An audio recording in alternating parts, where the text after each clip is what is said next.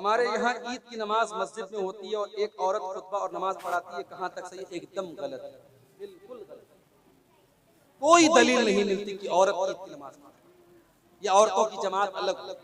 अल्लाह के रसूल के दौर में, सहाबा के दौर में औरतों की जो जमात होती थी उसको अल्लाह के रसूल सल्लल्लाहु अलैहि वसल्लम ही पढ़ाते थे। और आज के दौर में लाउड स्पीकर का इंतजाम है, माइक का इंतजाम है, कोई मसला नहीं है। आप ये मैं कई जगहों पर मैंने देखा कि औरतों की जमात अलग हो रही है और औरत पढ़ा रही है, ये बिल्कुल मुनासिब नहीं है। इस पर आप रुकावट डालिए, ये बिल्कुल सही नहीं है। इस पर कोई भी आलिम से आप फतवा ले लें, बड़े इदारे से फतवा ले लें, आपको फतवा मिल जाएगा। क्या हमारे सहाबे किराम बरकत की दुआ करते थे? बिल्कुल बरकत की दुआ करते थे। और हजरत अनस रज़ी अल्लाह ताला अन्हु जब पैदा हुए तो उनके हजरत अनस को उनकी माँ अल्लाह के रसूल के पास लेके आई, तो अल्लाह के रसूल ने दुआ की थी कि ऐ अल्लाह इनके माल में और इनकी औलाद में बरकत दे। तो हजरत अनस के माल में और उनकी उम्र में और उनकी औलाद में बड़ी बरकत दी थी अल्लाह ने। तो बरकत की दुआ बहरहाल सहाबे किराम करते थे, उसमें कोई हर्ज की बात नहीं। किसी गांव में जुमा के दिन 2 अजान होती है, क्या ये सही है? इस मसले में भी उलमा का इख्तिलाफ है, लेकिन दलील के एतबार से ज्यादा सही बात यही है कि एक अजान दी जाए। हजरत अबू बकर सिद्दीक के दौर में, अल्लाह के प्यारे नबी के दौर में, हजरत उमर फारूक के दौर में एक ही अजान होती थी। हजरत उस्मान गनी के दौर में जब मदीने की आबादी बढ़ गई तो 2 अजान होती थी। एक अजान मार्केट में होती थी, एक ऊंचे से मकाम पे, जिसका नाम हदीसों में ज़ौरा आया है। आज के दौर में वो कोई जरूरत भी नहीं है, लाउड स्पीकर का इंतजाम है। एक ही अजान होनी चाहिए जो नबी के दौर में होती थी, वही ज्यादा सही है। कब्रिस्तान या मस्जिद या जलसे में किसी काफिर से चंदा लेना कैसा है?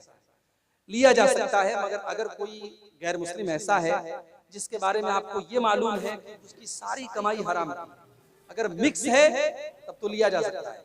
अगर सारी कमाई हराम की है, किसी नाजायज चीज का कारोबार कर रहा है, उसका चंदा नहीं ले सकते। बाकी अगर हलाल कारोबार है या हलाल और हराम मिक्स है तो लिया जा सकता है। इस पर उलमा के फतवे मौजूद हैं।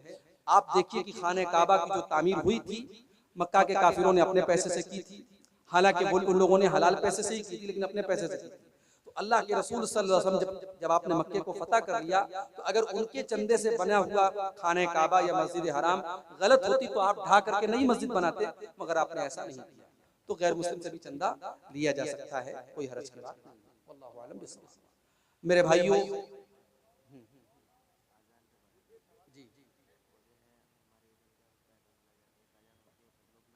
जी जी भाई देखिए, आप एक अजान को अगर ये समझते हैं कि ये जो है खुतबा की अजान है और दूसरी अजान को ये समझते हैं कि नमाज की अजान है, ये बहरहाल बिल्कुल गलत है। और जैसा कि भाई ने बताया कि एक अजान होती है तब लोग नहाने जाते हैं। जुमा के दिन आप अर्ली मॉर्निंग जितना जल्दी मुमकिन हो नहा लीजिए। कोई जनाबत की हालत में तो फजर के पहले ही नहा ले, और जुमा के दिन नहा धो करके तैयार हो करके खुशबू लगा करके मस्जिद में पहले आइए।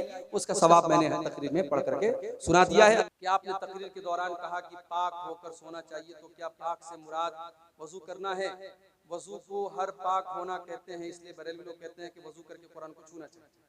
तो कुरान को चूमना कैसा है दलील के साथ? जो समाज में चला, अगर वो गलत है और आप उसको गलत नहीं कहेंगे तो ये समाज वही करेगा। अच्छा, तो पहला ये सवाल है कि जो हदीस में आया है कि पाक होकर के सोना है, तो क्या उससे मुराद वजू करके सोना है? बिल्कुल उससे मुराद वजू करके सोना। और ये तो अल्लाह के रसूल की सुन्नत भी थी। यहाँ तक कि अगर इंसान जनाबत की हालत में, मान लो इंसान ने बीवी से मुलाकात की और रात में वो गुस्ल नहीं कर रहा, जरूरी नहीं रात में गुस्ल करे, कर ले तो अच्छी बात है।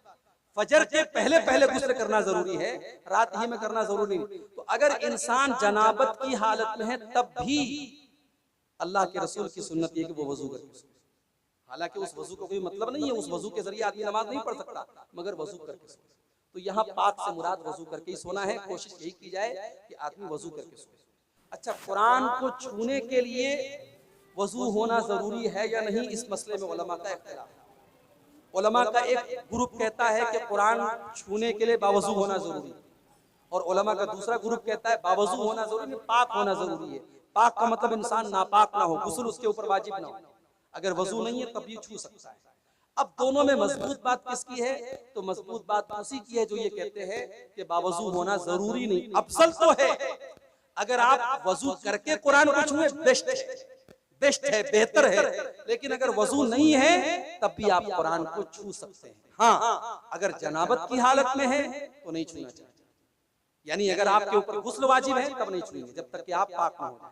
और औरत अगर हैज की हालत में है तो वो भी डायरेक्ट हाथ नहीं लगाएगी, वो दस्ताने से या दुपट्टे वगैरह से छुएगी, डायरेक्ट नहीं छुएगी। कुरान को चूमने की जहां तक बात है, मेरे इल्म में कोई ऐसी खास दलील मौजूद नहीं कि कुरान को चूमा जाए, लेकिन बहरहाल एक एहतराम के तौर पे अगर कुरान को चूमा जाता है तो चूमा जा सकता है, उसमें कोई हर्ज की बात नहीं। कुरान बहरहाल अल्लाह ताला का कलाम है और एक काबिल एहतराम चीज है। तो जैसे सहाबे किराम अल्लाह के नबी का हाथ वगैरह चूमते थे, चूंकि अल्लाह के नबी का एहतराम करते थे, तो कुरान को बतौर एहतराम हम चूम सकते हैं, लेकिन इसको कोई यानी बिल्कुल जरूरी समझना ये मुनासिब नहीं है।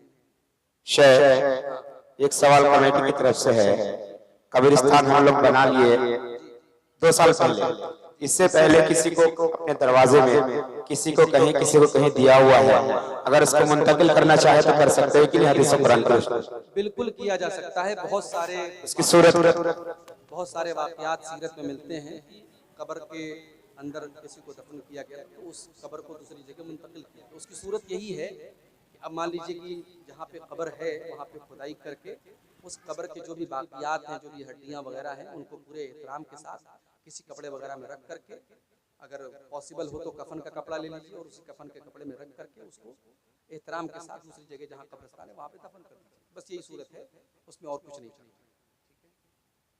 एक बिल्कुल बिल्कुल आ सकते हैं, लेकिन जो जगह कब्रिस्तान के नाम पर वक्फ हो वहाँ ऐसा नहीं कर सकते। अब जैसे किसी ने अपने मकान में किसी को दफन कर दिया, अब वहाँ पे बंटवारा हुआ, अब वो जगह किसी एक भाई के हिस्से में आई, उसको तकलीफ हो रही है, कब्र के ऊपर वो मकान बना नहीं सकता, मुनासिब भी नहीं है, तो वहाँ वो ट्रांसफर कर सकता है। लेकिन अगर किसी खानदान वाले ने अपनी एक पर्सनल कब्रिस्तान बना ली कि हमारे यहाँ जो भी मरेगा यही दफन होगा, तो अब वो जगह कब्रिस्तान हो गई, अब उसको नहीं इंसान। शुक्रिया। हमारे बिहार में 1 या 2 महीने की तनख्वाह रोक लिया जाता है, ये कहाँ तक सही है? कोई दुखी मौलवी है बेचारा, नहीं रोकना चाहिए भाई, है बहुत दुख है। तनख्वाह रोकना ये जाहिर है कि जुल्म है। अल्लाह के रसूल की हदीस है, आतुल अजीर अजरहु क़ब्ल अन यजिफ़ अरक़ुहु, मजदूर की मजदूरी पसीना सूखने के पहले दे। तो भाई 1 महीने में तो पसीना सूख ही जाता है, उसने 1 महीना पढ़ा लिया है, काम कर लिया है, उसकी तनख्वाह दे देनी चाहिए। हाँ, कभी कोई मजबूरी आ गई और बजट नहीं है, बहुत दिक्कत है, अलग बात है। कहीं कहीं पैसा होता है और लोग नहीं देते, वो बिल्कुल गलत है, जुल्म है, ऐसा नहीं करना चाहिए।